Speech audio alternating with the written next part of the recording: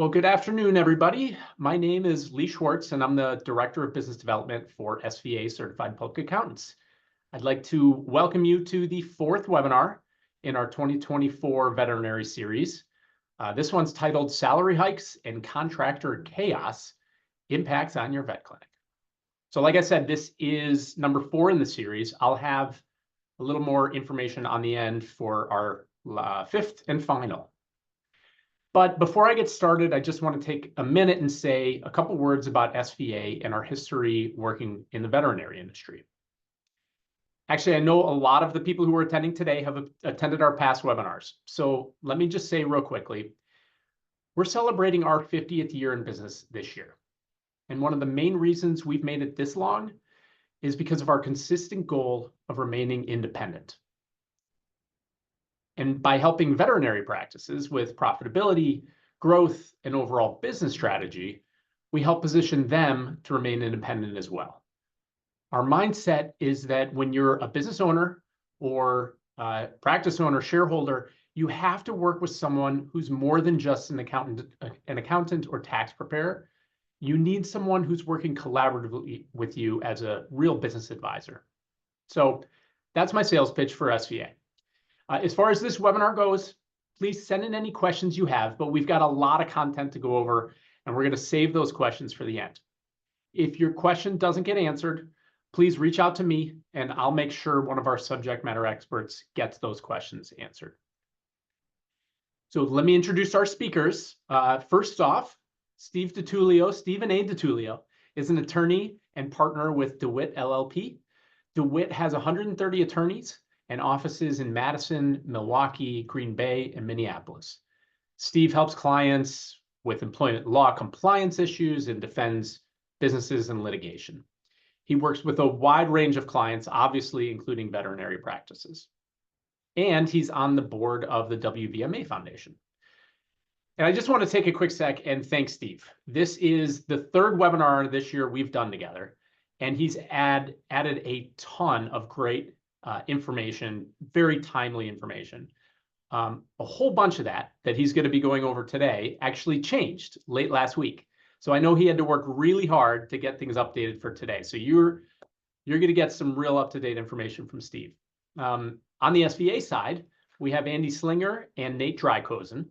Both Andy and Nate are principals in our healthcare group and have been leading our work with veterinary practices for several years. They work with practice owners and practice managers on growth, profitability, compensation, and of course, tax strategies. So Steve, like I said, you've got a lot of information to cover. I'm going to kick it off to you. Thank you, Lee, and good afternoon, everyone. And I'm going to jump right into it. And Lee is 100% right. I was a good panelist by preparing my PowerPoint early. And then on Friday, everything changed and I had to redo them on Monday. So what do I mean by that? Well, if you haven't heard already, a federal court down in Texas issued a decision that has nationwide impact, and it's effective immediately. So that changed the way I was planning on addressing all of you today on this first issue, the FLSA salary threshold. In fact, even the title of today's presentation about salary hikes, well, technically, those salary hikes are no longer necessary. So here's a reminder. This is what was supposed to happen. The Federal Department of Labor had adopted new rules with significant increases to the salary threshold part of the exempt employee classification model. And I'll get into the salary test and the duties test in a minute. That salary threshold had been, for a number of years, actually, $35,558. And the Department of Labor announced, I think late last year, or early this year, that they were going to increase that $35,558 to $43,888, and July 1st came, and a lot of businesses that I work with and lots of businesses across the country changed salaries for their exempt folks to ensure that they would meet the salary threshold, with the understanding that there was going to be a second increase coming, a sizable jump by $15,000 more or less, effective January 1. And a lot of businesses were having some difficulties digesting that higher amount, but that was what was on the horizon. And the Department of Labor also said, hey, going forward, we're no longer going to be stuck at like a $35,000 level for 10 years or 12 years or whatever it was. Every 3 years, this is going to automatically increase. So that was what the Federal Department of Labor rules had implemented. And part of that had already gone into effect, the July 1, 2024 increase. Well, guess what? None of those apply any longer. They're all gone. A federal court in Texas on Friday afternoon struck down all 3 of these. And I will just share with you, I was not surprised by the federal court striking down the second and third bullet point. I was a little bit surprised that they're going back to July 1 and saying that's also not effective. Next slide. So where were we prior to Friday? Well, and again, this is even though it's a federal court in Texas, its decision is clear. It has nationwide impact. So all of you in Wisconsin, this applies to you. All of my clients in Wisconsin and other states, it's not just limited to down in Texas. But before that, the Department of Labor had adopted the salary increases, as I mentioned, and the automatic escalator. So under the DOL's new rules, had they not been struck down, and these thresholds were not met, then a veterinary practice or any employer could not legally classify an employee under the executive, administrative, or professional employee exemption from overtime. It didn't impact the computer professionals, which is defined on an hourly basis. So that was outside the scope of the DOL's new rules. But in a sense, what it basically said is, hey, employers, unless you are paying your exempt employees at these amounts, the $43,000 and would have been $58,000 come January 1, don't even bother looking at the duties tests, okay? And I will share with you, in my practice for the last 30 plus years, whenever I have counseled clients on exemptions, 98% of our discussion is on the duties test. It was not on the salary threshold because it was at such a low level. For a lot of my career, it was at 23,000 and then it went up to 35, which is still a fairly low bar. Then going up to 43 and then 58, all of a sudden the salary thresholds became a subject of discussion with clients. But what the DOL had said is, don't even bother talking to us about the duties test, because if you don't meet those salary thresholds, the duties tests don't come into play. That's where we're at. And most importantly, and some of you on this virtual webinar today may have already done this, many employers nationwide had already implemented that first increase to $43,888 back in July, because the Department of Labor said, you're required to do so. So where are we at now? Well, turn back the hands of time. We're back at $35,558 as the salary threshold. The 43 doesn't apply, the 58 will not be applying, and no automatic escalator. And in all likelihood, that's going to hold up. Neither the courts nor the new Trump administration are likely to change course. Why not? Well, I'm here to tell you why not. So first of all, on the judicial side of things, the Federal Department of Labor has the absolute right on the next 30 days to appeal the Texas court's decision, and it would go to the Fifth Circuit Court of Appeals. That appellate court, sitting down in the southern part of the country, is typically very conservative on business issues. And they also are less likely to defer, especially due to some recent U.S. Supreme Court decisions. They're much less likely to defer to the authority of the Department of Labor. Therefore, the Fifth Circuit is very likely, if there was an appellate brief filed and oral arguments to the Fifth Circuit, I would say it's very likely to affirm the Texas court. And even if the Fifth Circuit for some reason reversed, which again is unlikely, there could be an appeal to the U.S. Supreme Court, which based on its current composition, likely would affirm the Texas court. It tends to be more business friendly, and it does not defer to the power of executive agencies. So there's really not likely to be a reversal of the Texas court's decision, even if an appeal were to go forward.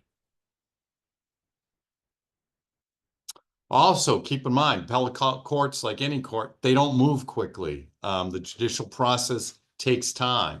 And in my experience, where I have had appellate court matters, I'm usually looking at maybe on the short side, 1.5 years, but more likely 2 to 3 years. And obviously, if the U.S. Supreme Court is involved, you're more at that upper end rather than at 1.5 years or a year or something like that. So it takes time.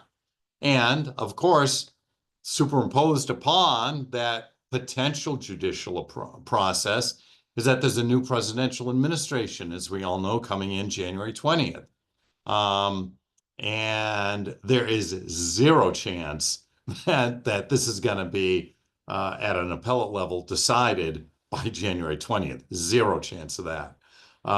So significantly, these new salary thresholds, they're very unlikely to be part of the new Trump agenda. I don't think anybody is expecting that the Trump administration is going to bang its fists on the table, whoever the new DOL secretary will be, and say, we want to stand by these increases that the Biden administration's DOL put into play.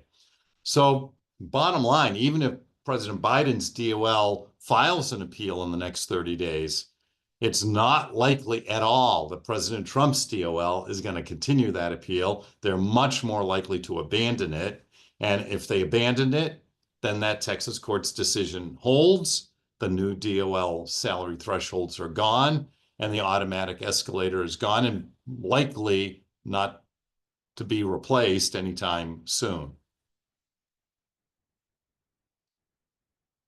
And one thing I will mention on that, yeah, it's possible in the next 4 years that maybe there's a slight tinkering with that $35,000 level. I don't want to say that that's never going to happen, but I would think that if that were to change, it would be a very minor increase. I don't even think it would go to that 43,888 number. So just keep that in mind. Just the easy part of all of this is, you as an employer, you don't have any legal obligation to follow these new salary thresholds. You're back at that $35,000 mark. You can exceed them voluntarily, but it's not required. The tougher issue is if your veterinary practice implemented the July 1, 2024 increase to 43.8, what are your options?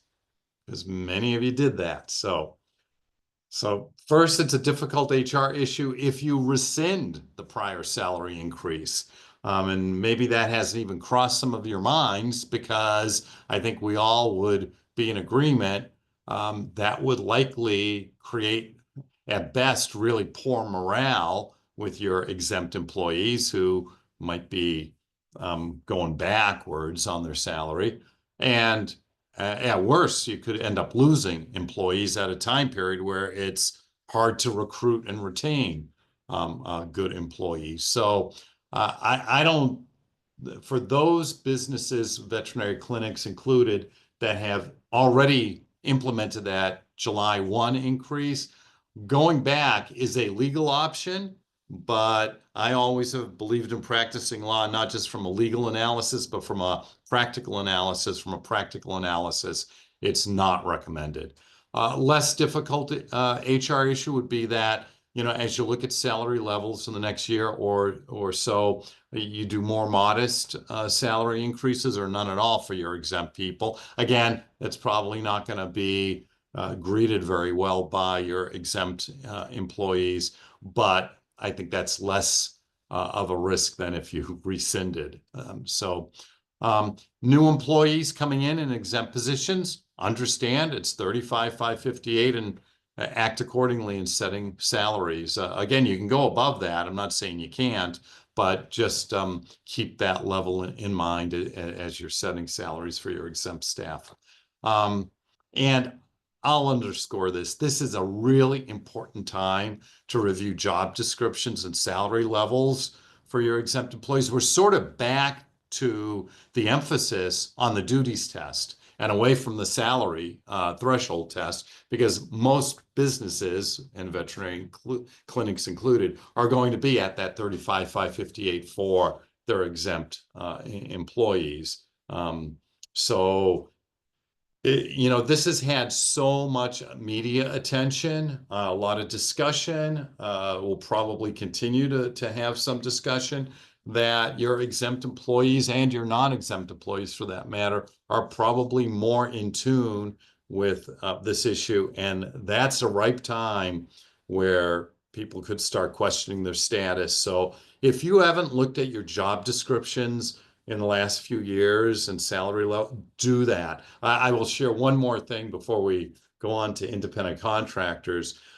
In my experience, I regularly get clients saying, hey, Steve, can you take a look at our handbook? We haven't had somebody look at it for a couple of years. And our very first of these 3 presentations that we did, I think it was the first one, was on employee handbooks.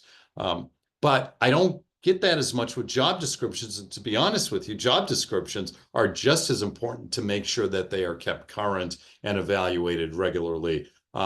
Even if it's not with outside counsel or an outside HR consultant, you should be regularly doing those reviews and updating them, because a lot of times jobs duties change, but the descriptions don't keep pace. So if you haven't done that for a while, do it now.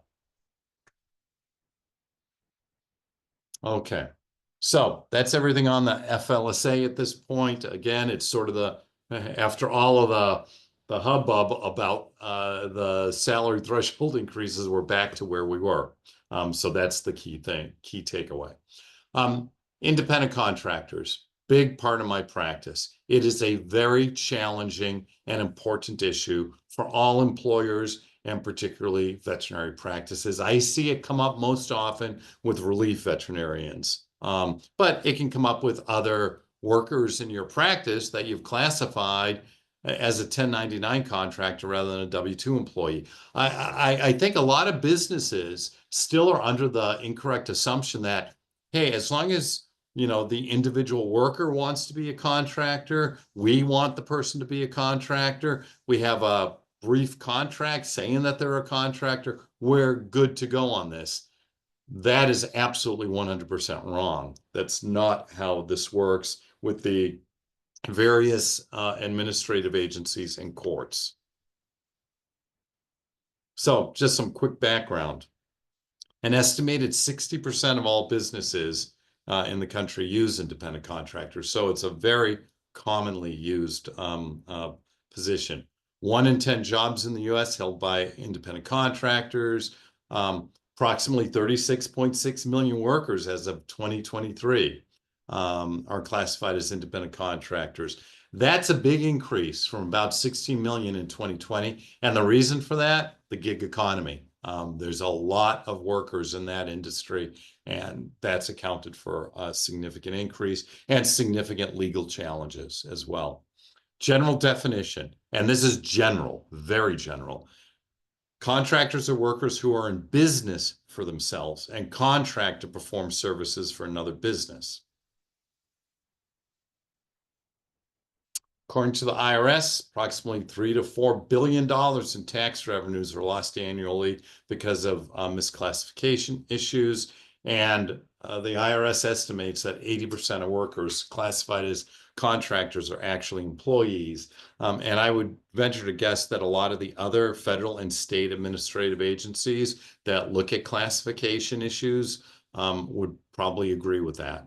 The Federal Department of Labor estimates that as much as 30% of companies are misclassifying workers. This is not just a gig economy Uber Lyft issue. If you think it is, think again. Veterinary clinics who are using relief veterinarians as independent contractors, and if you're doing it regularly, there's more of a target on your back. So let's dive down further into what an independent contractor is. And this is not a one size fits all, by the way. There are some general characteristics. Contractors, not the employer, control how and where and when should be in there too, the work is accomplished. They typically use their own equipment and supplies, not the company's.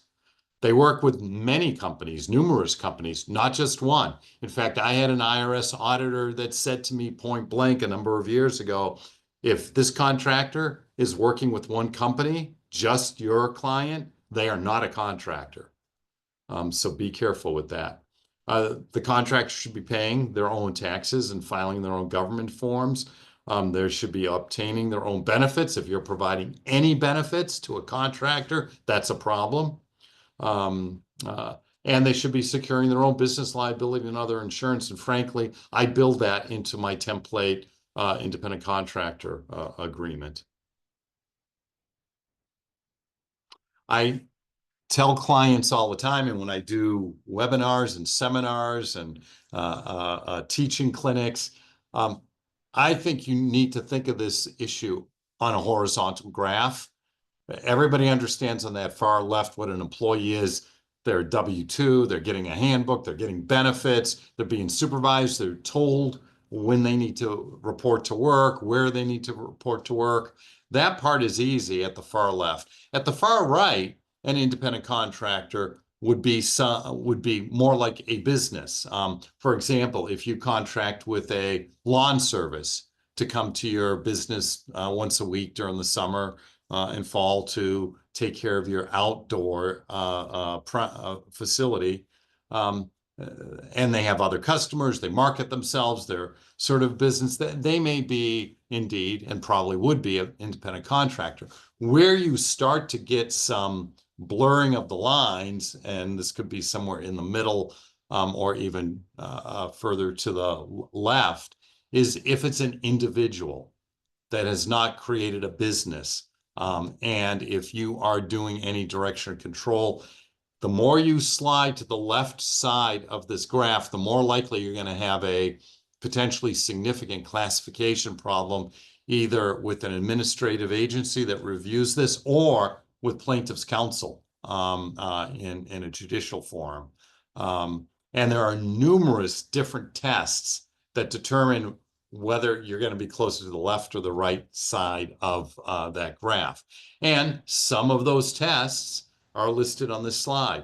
State workers' comp, when I say state, I'm talking about Wisconsin unemployment comp, Wisconsin equal rights, IRS, Wisconsin Department of Revenue, Department of Labor. There's a new test from the Department of Labor. And there's other federal and state agencies, OSHA, EEOC, and so forth. And it's important to understand that very few of these administrative agencies have the same test in determining whether somebody is properly classified as an employee or an independent contractor. There may be some very significant consistencies, such as direction and control. That's found in every one of the tests.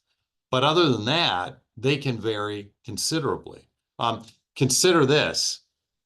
In the state of Wisconsin, we have the Department of Workforce Development that most of you are probably familiar with, divided into 3 divisions: workers' comp, unemployment comp, equal rights. Different folks administer the laws that apply in each of those through the Department of Workforce Development. Each of those divisions have different tests as to who is actually an independent contractor. And while the workers' comp and the unemployment comp tests are very similar, they're not identical. The workers' comp test here in Wisconsin is very difficult to meet. 9 factors, you got to meet all 9. Unemployment comp is tough to meet, but more doable. You got to look at 5 direction and control factors. And then you also have to look at 6 out of 9 other factors.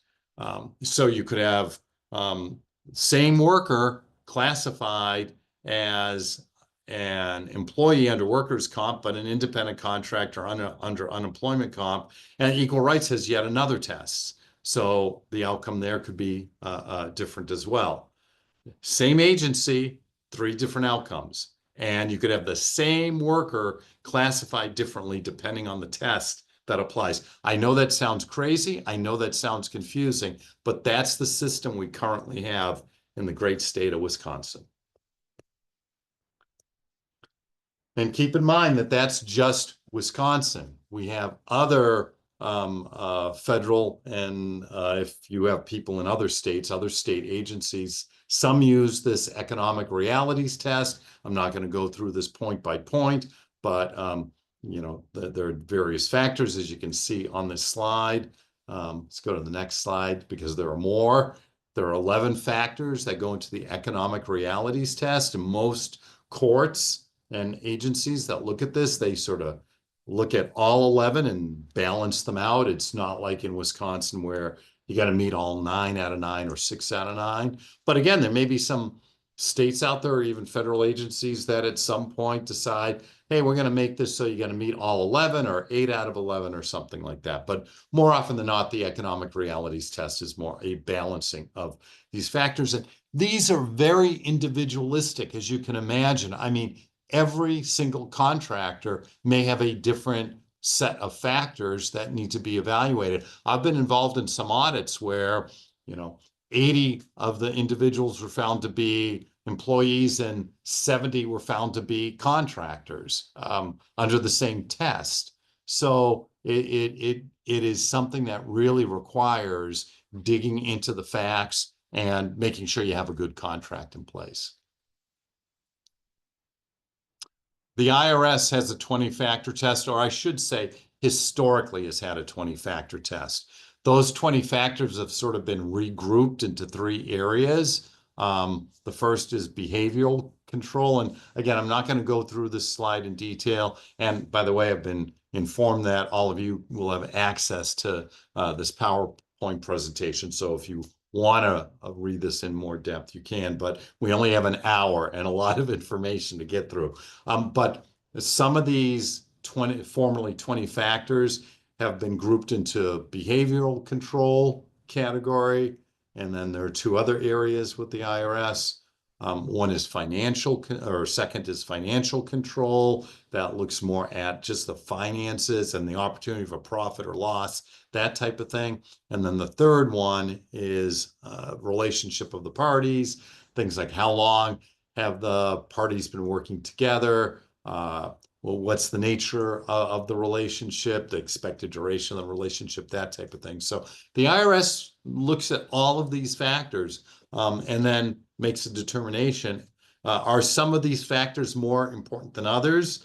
I can sort of, if I was sitting in an ivory tower, I could tell you, no, they're all sort of evaluated.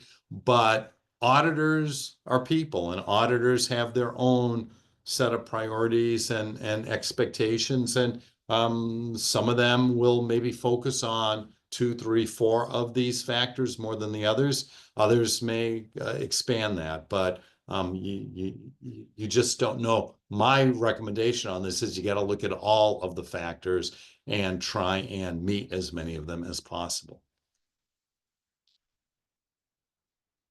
This is a new rule that became effective March 11, 2024. And yes, there are lawsuits challenging this rule as well. Could the new DOL rule on independent contractor classification be set aside? You bet it could. Down in Texas, Texas federal court could do the same thing that it just did with the FLSA, but we just don't know at this point. And so far, there hasn't been any type of injunction issued to put the rule on hold. So this one, Remember I mentioned the FLSA the first salary threshold came into play July 1. Well, this rule came into play March 11th, so it's even older and been in effect for quite a while. We just have to wait and see what the court does, if anything, with this. And also keep in mind that the new administration could change the rule, modify it, abandon it. There's lots of things that could happen going into 2025 with this. I'm not going to spend a lot of time on the DOL's new rule. I will tell you it's reviewed very similar to the economic realities test, but it's sort of been focused down to 6 factors instead of 11. I do want to mention on the next slide this 6th point, the extent to which the service rendered is an integral part of the employer's business. I want to pause on that one. A lot of the other 5 to some degree are fairly straightforward, but I often get a question about this one. What does it mean to be integral? And I think the best way to address that is through an example. So you can have an accounting firm that brings in accountants only on a seasonal basis during tax season. Are those contractor accountants integral to the accounting firm? You bet they are. They're doing accounting work. And so that factor of the 6 that are under that new economic realities test from the DOL, or under any of the other tests for that matter, that's going to go against the classifying of the individual as a contractor. They are much, much, much more likely to be an employee, which is why with relief veterinarians, the same thing holds true, okay? The idea that they are integral to your business, that's going to be held against the business if you are classifying a relief veterinarian as an independent contractor. Could we go to the prior slide just for a minute? Thanks. Thanks, Jennifer. You know, down toward the bottom, I talk about an accounting firm that brings in cleaners for office or yard servers for grounds. That's not integral to doing accounting work. So in that situation, those folks, even if it's an individual, they are more likely to be considered a contractor than the accountants. Okay, go to the next slide. The same holds true with your relief veterinarians. They are veterinarians. They are integral to your practice. There's no getting around that. There's really nothing you can do to change that factor. But it is only one factor, so you don't automatically lose. But it's why relief veterinarians, it's challenging, very challenging to classify them as independent contractors. And the more direction and control you hold over that relief veterinarian, for example, telling them what days they need to be at your clinic, that makes it even less likely that they're independent contractors. Therefore, they should be considered employees and put on a W-2, not a 1099. And again, the devil's in the details. I'm not saying every relief veterinarian would need to be changed, but many of them are misclassified. Okay, so I have some recommendations. I actually have 13. I'm not going to read every word off of each of these slides for the 13 recommendations, but I do want to talk about a few of them, especially this first one. I still have new clients who come to me and say, well, we call them contractors and they want to be contractors, but they don't have a contract. Well, I can tell you, if you don't have a contract, the likelihood that you are going to win in any form is about 0. In fact, the state statute in Wisconsin for both unemployment comp and workers' comp says that the relationship of independent contractor needs to be both by contract and in fact. So keep that in mind. Just because you do have a contract doesn't make them an independent contractor. And particularly if you have a contract and you're not following each and every term in that contract with your contractor, that's even worse. I shouldn't say that. That's just as bad. It's probably a better way to put it. The key is, if you don't have a contract and you really want to have an independent contractor relationship, you need to establish a contract. Number two, if you have a contract, that does not necessarily mean that you're going to prevail on that. Also, caution, be very careful with the language used. I still have new clients that come in with their contract, and it has either explicit employment terms in it or implicit employment terms in it. Things like you will receive an employee handbook, or you will be eligible for part-time benefits, but not full-time benefits. Well, contractors should not be eligible for any benefits. They're contractors. Again, remember that horizontal parameter? They're contractors. If they need benefits, they should be getting them themselves. They're a business. They're not an employee of any type. They're not even if you really want them to be contractors, you have to make sure that you are following all of the rules, the language, no benefits, no training, and refrain from any language in your contract that says otherwise. For example, don't tell them that they're going to be paid a wage or salary. They're going to receive a payment or a settlement or some. Language matters in this area of the law, more so than maybe in most areas of at least employment law. So just be very careful with the language that you choose. This is an area that if you are seriously contemplating having independent contractors, you need to be discussing this either with legal counsel, your accountants, an HR consultant. It is a very tricky area. Number two, really incredibly important. It's got to be the contractors that determine where and how and when it should be in there to accomplish the job. Now, can you set some parameters around that? Of course you can. But if you are telling your contractors, like a relief veterinarian, that they need to be at your facility from 10 to 2 on Tuesdays, Thursdays, and Fridays, that's going to be viewed as direction of control. There's no getting around it.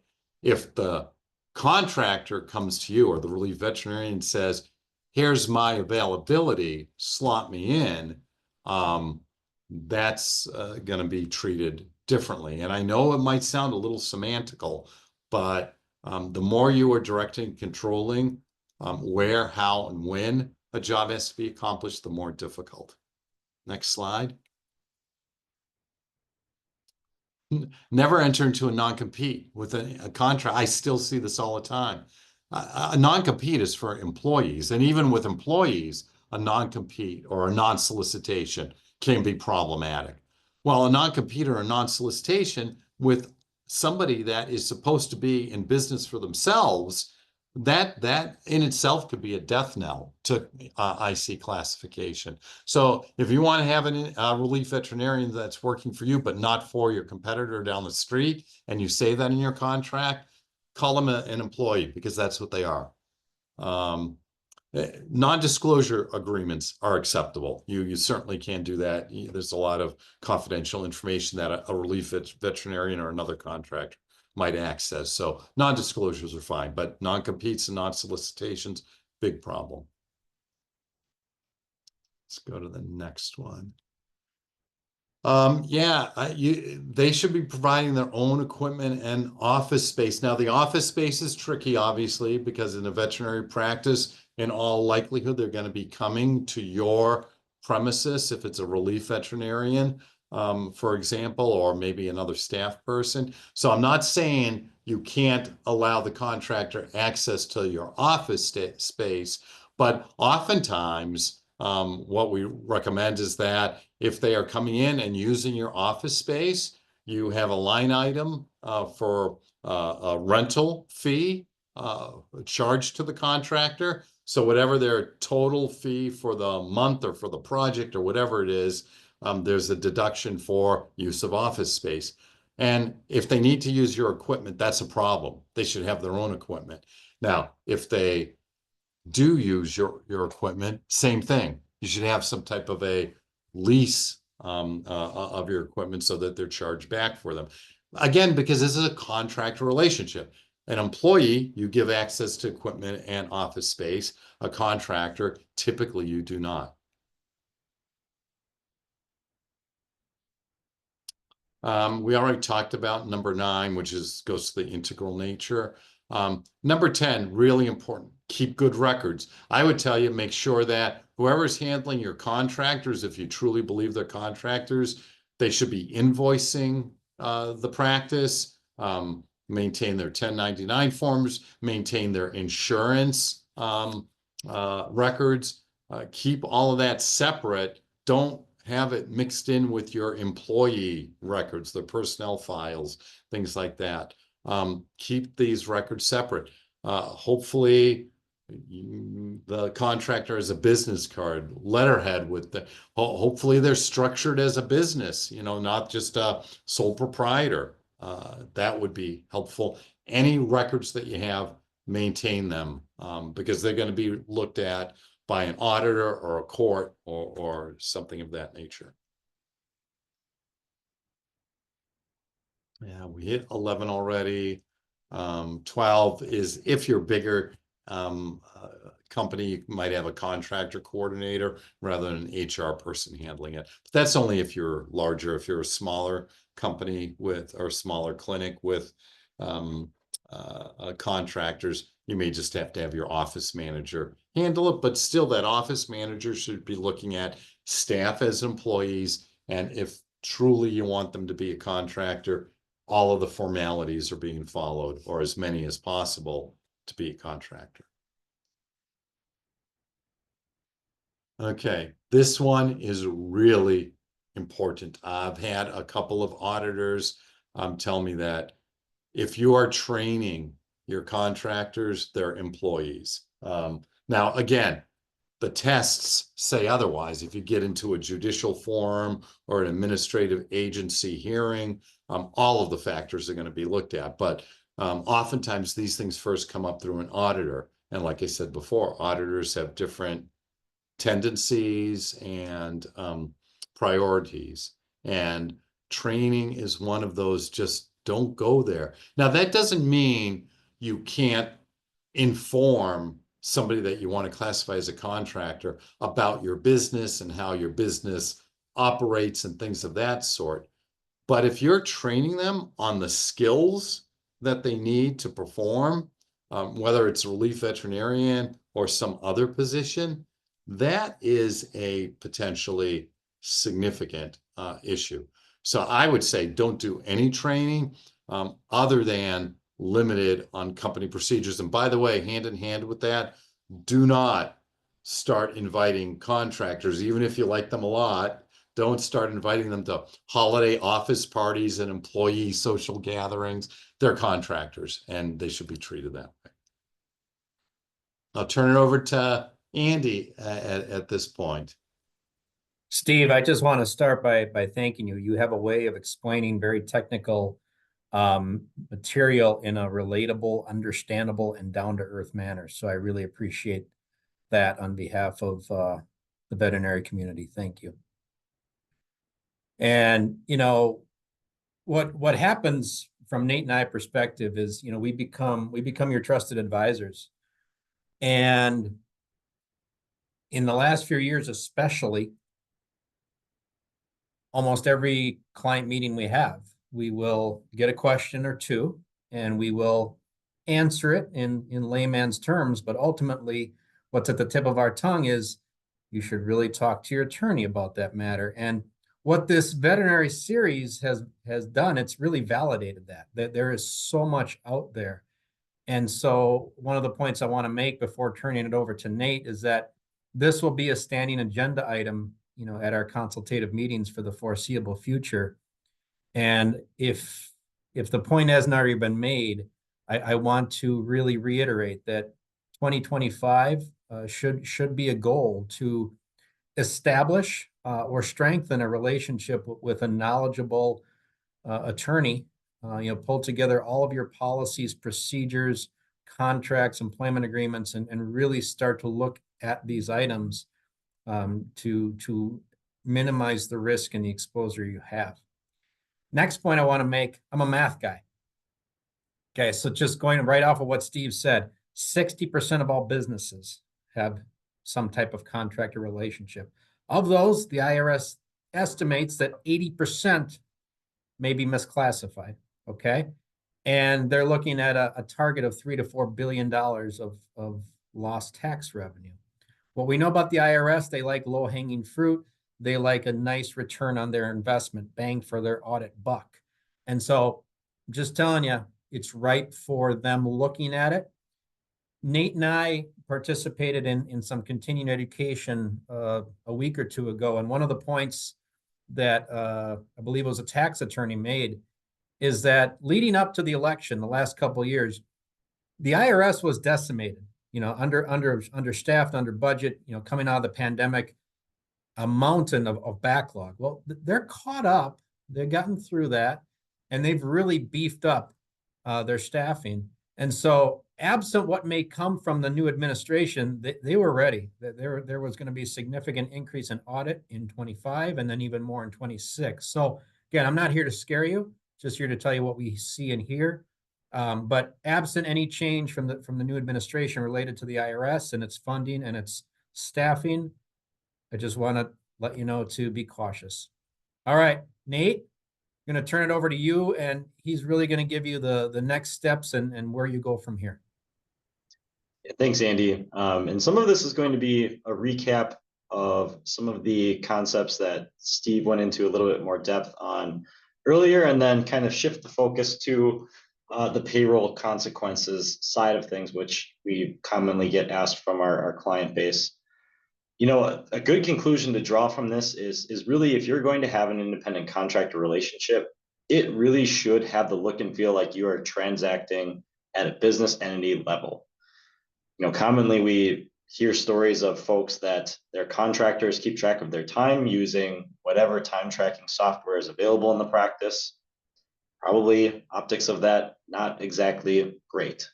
Also hear that folks tabulate their hours and submit them, and kind of it's a very similar process to a payroll with an employee. And again, Steve mentioned the idea of invoicing. That's a great recommendation, and that's something we recommend as well, because it again has that look and feel like you're transacting at a business entity level. The person you're engaging with is a business and not just the person who's providing services to your clinic in exchange for compensation. Big thing that we touched on briefly earlier with any contractor, and that's a DVM or otherwise, make sure you collect their tax information up front with the Form W-9. Having them fill that out is going to give you all the information you need to see what kind of tax forms you might have to issue them come year end. And doing so before you pay their first invoice is the best way to get compliance on that item, because I think everybody's been in the situation. I know we have in the past with clients that, before we've kind of helped them improve their processes, where that third week in January, we're chasing down some sort of a tax information to see if they need to issue this person a Form 1099 by January 31st. And by that point, it's really too late in the game. You're probably not getting a response in time at that point. And those folks know exactly what that form means. And some of them would just rather conveniently not deal with it. So keep that in mind as far as policies on your bill pay side and function. We touched on this earlier, just making sure that this person has their own, carries their own insurances. I've already seen, clients reach out looking for some data and tax forms related to inquiries from the Department of Workforce Development. Bureau of Labor Statistics issues all sorts of wonderful surveys on this stuff as well, that asks you to report some of the demographic information that really probably doesn't go anywhere, but certainly should give you some pause to think about what documentation you have on file. Again, it comes down to the parameters of the contract, and we touched on all of these points throughout the presentation, but a contractor is not going to be exclusive to your business. Having a non-disclosure agreement probably is somewhat advisable, since they'll have access to some of your data and patient information. Non-solicits can be really difficult. They shouldn't be eligible for any benefits. They're not bound by an employee handbook, but of course, you could consider some sort of code of conduct as part of your contract agreement, but again, you want to leave all of that up to your trusted advisor in the attorney world. And Steve spent some time on this as well. Another big item is you really should not have any investment in upskilling for a contractor. That means that they're not sitting in on your office-wide CE. You're not giving them any kind of a continuing ed allowance. You're not paying for them to get any kind of credentials. That's all for them to do. All for them to do. Definitely want to avoid all of that. 1099s, in terms of what you're actually capturing them, just a practical consideration. Actually going through the invoicing model, you want to make sure you're collecting that invoice. But in terms of payment, we see all the time notices from the IRS that come out where what the 1099 you report is different than the 1099 that these individuals report on their returns, or they call you and ask you to make a corrected 1099 because their information is wrong. And one of the biggest reasons we see for this is the timing of payments around year end. Depending upon when the funds are pulled and the funds are posted, or the old snail mail of when that check arrives, the tax reporting might be different for those folks compared to what you have on your records. And for most folks, they're going to be reporting on a cash basis, meaning that if they don't receive the payment before year end, they don't have to report it for taxes. So if you put it on your Form 1099, they're going to probably have a problem with it. So make sure, if you can, time away your payments so that you don't have that crossover issue. We touched on this as well. Consider charging some fees if they're using your equipment, especially if it's pretty advanced equipment. It's generally not practical in the veterinary world for them to have a lot of control over the space. So doing what you can to mitigate that risk is certainly helpful, especially if somehow tied to this is the amount that they're actually producing for you.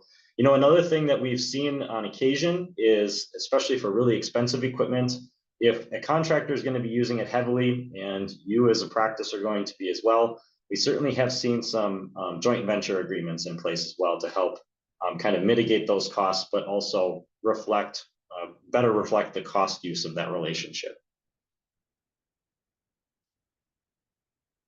Commonly, we see a use of staffing entity as well. And some of the trends there, sometimes those fees vary a little bit, but there's usually a contract involved. You usually have a little less latitude in how the agreement's structured because the entity you're working with kind of has their agreement that you agree to.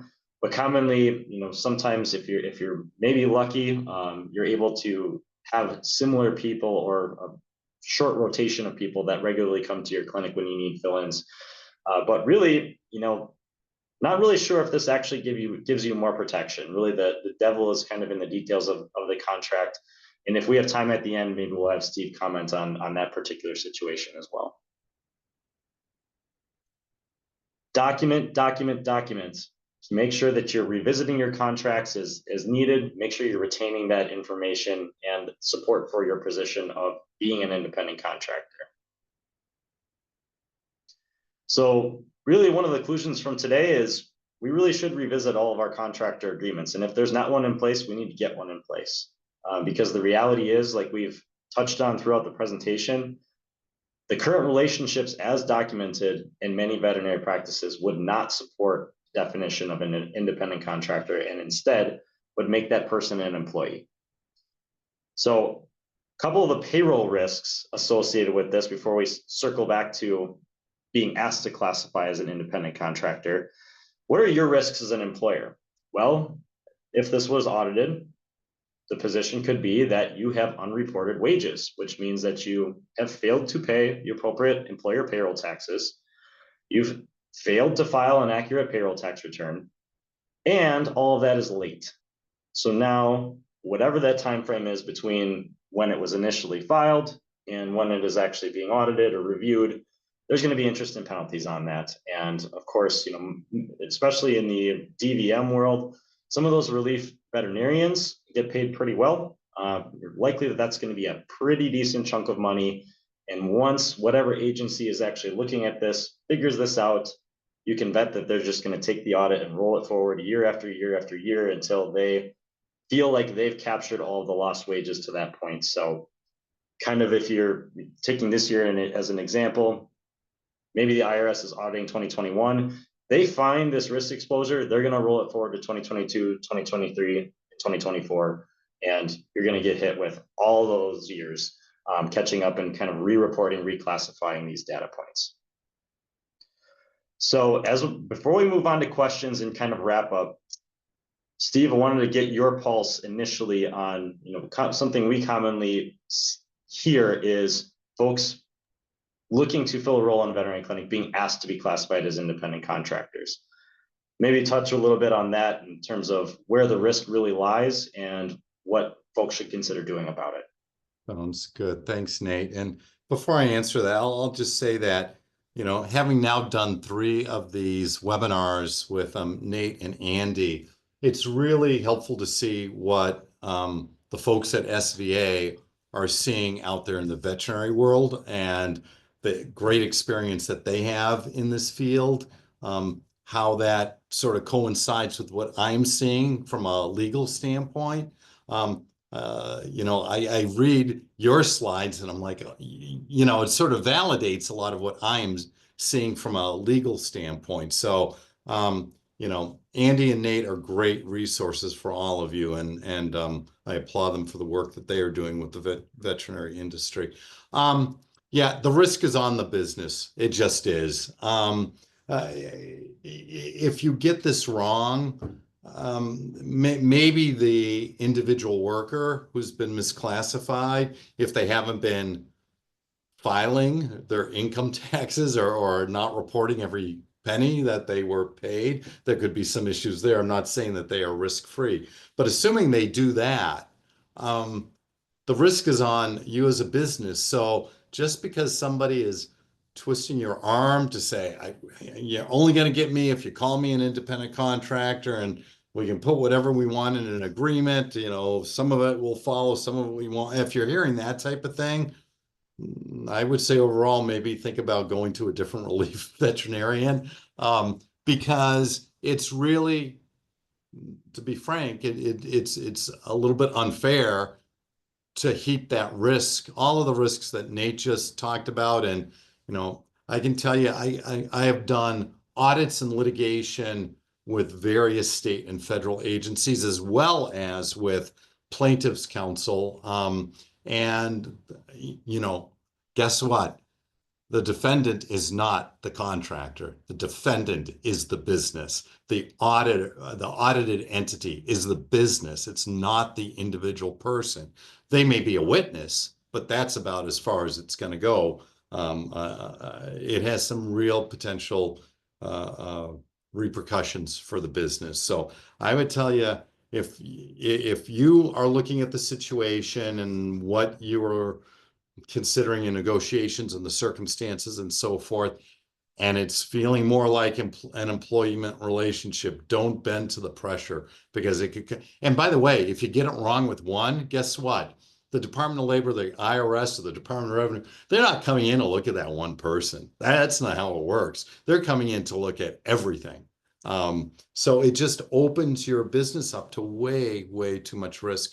And one other thing I want to mention before I forget, in my experience, the most active agency with the independent contractor classification issues is the Wisconsin Department of Workforce Development Unemployment Compensation Division.